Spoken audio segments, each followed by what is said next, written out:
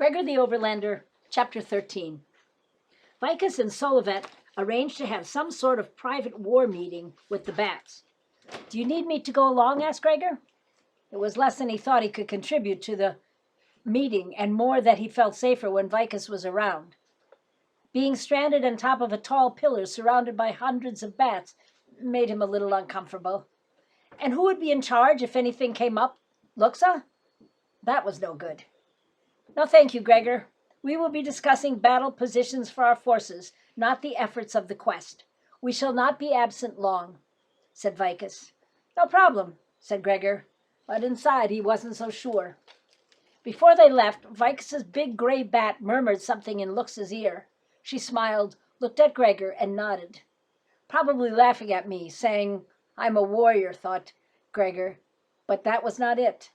"Euripides says you're bruising his sides," said Luxa. "He wants me to teach you to ride." That bothered Gregor. He thought he'd been doing pretty well for a first-timer. "What's he mean, I'm bruising his sides?" "You hold on too strongly with your legs. You must trust the bats. They will not drop you," said Luxa. "It is the first lesson we teach our babies." "Huh?" said Gregor. Luxa had a way of putting him down, even when she wasn't trying. "It's easier for the babies," said Marith quickly. "Like your sister, they have not yet learned much fear. We have a saying down here, courage only counts when you count." "Can you count, Boots?"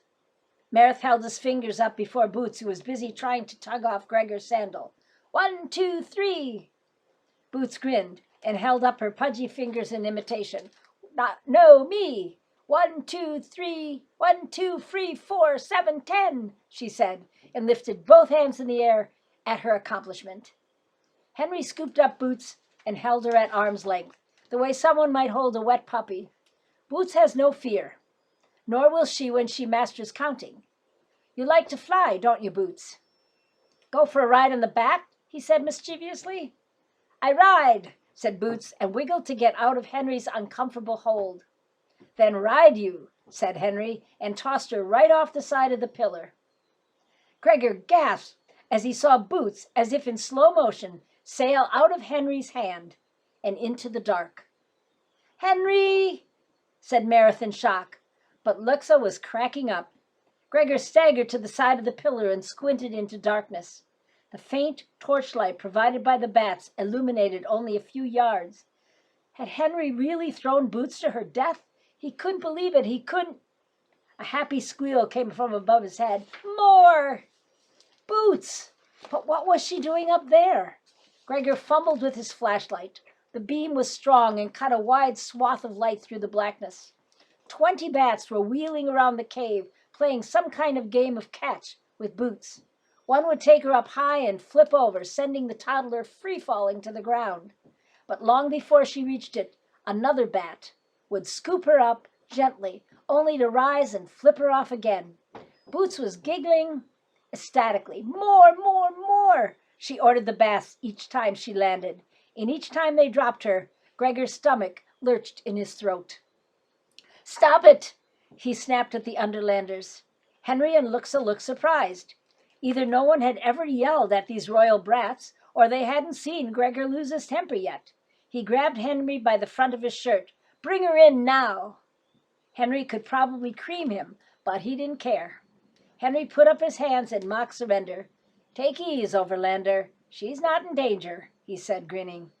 "In truth, Gregor, she is safer with the bats than in human hands," said Luxa, "and she is not afraid." "She's 2!" screamed Gregor, wheeling on her. "She's going to think she can jump off anything and be caught." "She can," said Luxa, not seeing the problem. "Not at home, Luxa." "Not in the Overland," said Gregor, "and I don't plan on staying in this creepy place forever." They may not have known exactly what he meant by creepy, but it was pretty clear it was an insult. Luxa raised her hands, and a bat coasted by lightly, flipping Boots into Gregor's arms. He caught her and squeezed her tightly. The Underlanders were no longer laughing. "What means this creepy?" said Luxa coolly. "Never mind," said Gregor. "It's just something we Overlanders say when we see our baby sisters being tossed around by bats. See, for us, that's creepy. It was meant to be entertaining, said Henry. Oh, yeah? You guys should open a theme park. You'll have a line stretched from here to the surface, said Gregor.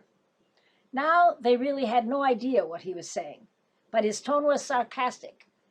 They couldn't miss it. Boots wiggled from his arms and ran towards the edge of the pillar. More, GtheO, she piped. No, Boots. No jump, said Gregor, catching her just in the nick of time. See, this is just what I'm talking about, he said to Luxa. He stuffed Boots into the pack and heaved her onto his back. The Underlanders were baffled by his anger and stung by his tone, even if they couldn't understand his words. Well, it was not Boots who needed the lessons anyway, said Luxa. It was you. Oh, abandon the thought, Luxa, Henry sneered. The Overlander would never give himself to the bats. Why, when he returns home, he forget he is no longer in our creepy land and jump from his own roof. Luxa and Henry gave an unfriendly laugh. Meredith just looked embarrassed. Gregor knew it was a dare, and one part of him itched to take it. Just run and jump into the darkness and leave the rest up to the bats. Another part of him didn't want to play this little game. Luxa and Henry wanted him to leap so they could laugh at him, flailing around in the air. He guessed they both hated being ignored, so he gave them a look of contempt and walked away. He could feel Luxa positively steaming behind him. I could have thrown you off the side, Overlander, and have no one to answer to, said Luxa. So do it, said Gregor, holding up his arms. He knew it was a lie. She'd have Vicus to answer for. Luxa bit her lip in vexation. Oh, let the warrior be, said Henry. He is no good to us dead. Yet, and even the bats may not be able to compensate for his clumsiness. Come, I will race you to the pitch pool.